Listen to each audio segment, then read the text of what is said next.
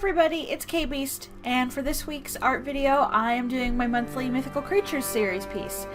This month I am painting a Dryad.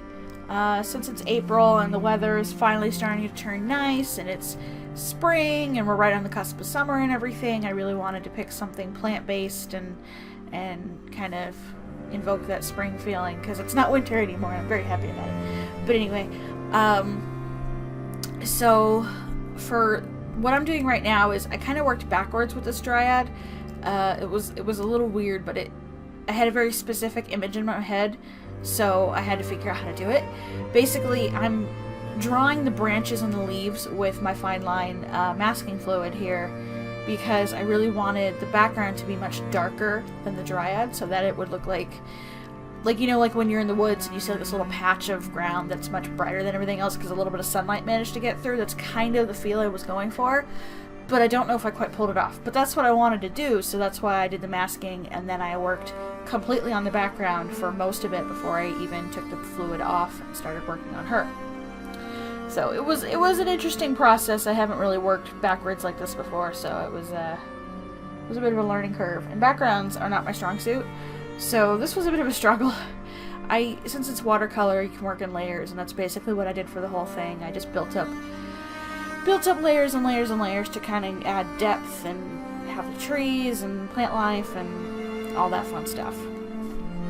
I used a bit of salt in the initial wash to kind of add some texture, but most of it got lost in the end. So yeah. So about the Dryad herself, when I was doing my research for this month's piece, I really wanted to focus on a specific type of tree, so I did some Googling, and I was torn between several different trees, but when I was looking up the actual mythology of the Dryad in Greek mythology, I found a particular kind of Dryad called, I'm probably pronouncing this horribly, so bear with me, called Malai, I think, or something like that, M-E-L-A-I-A, or no, backwards, I'm sorry.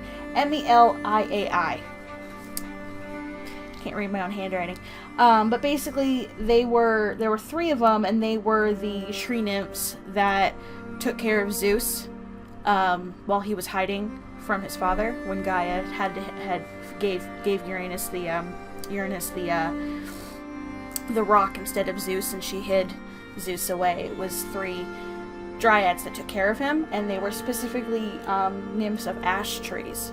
And I was like, oh, okay, something specific. So I looked up ash trees, and I really liked the way that they looked. They have these really tiny whitish yellow flowers, and when they grow in clumps it looks almost cloud-like. And I thought, oh, that could be really cool to use as hair, and that just kind of wound up doing the entire piece basically around that imagery. So ash trees have really small green leaves that are very spear-shaped.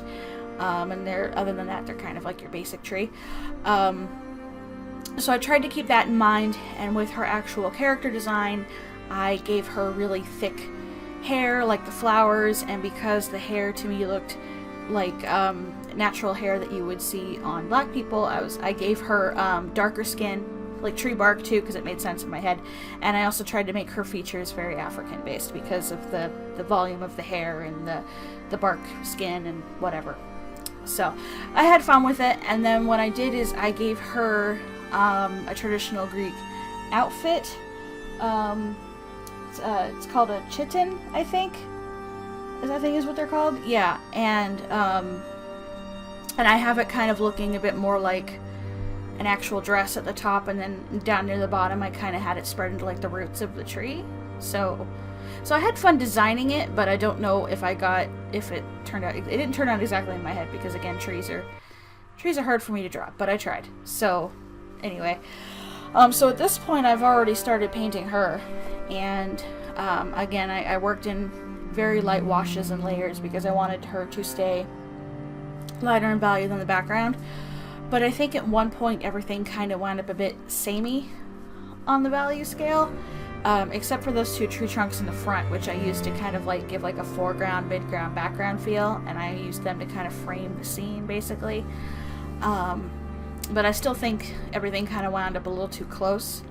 But what I did for this is I did the same thing that I've been doing for a few pieces lately, is just do basic washes and a little bit of shadow with watercolor, and then do detail work in color pencil, which is a process I'm really enjoying. Like, I think I have a lot more control over some details when I do it this way. I'm just still figuring out how to do it, I guess.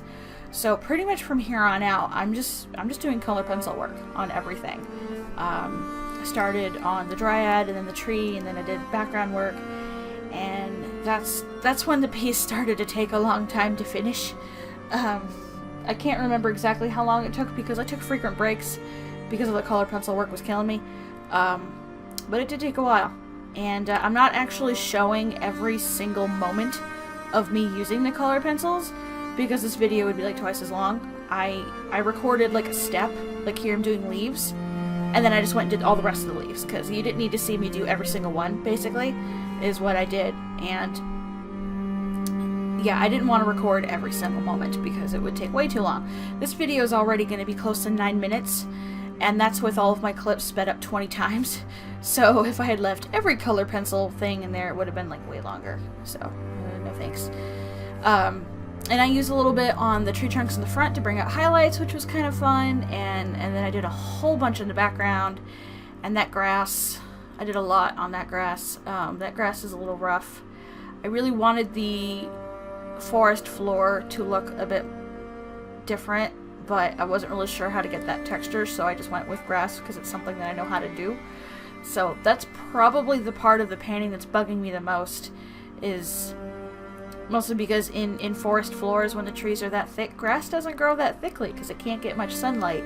You mostly get bare earth or dead leaves and stuff. And that's what I wanted to do, but that's not what I wound up doing. So I don't really know how that happened.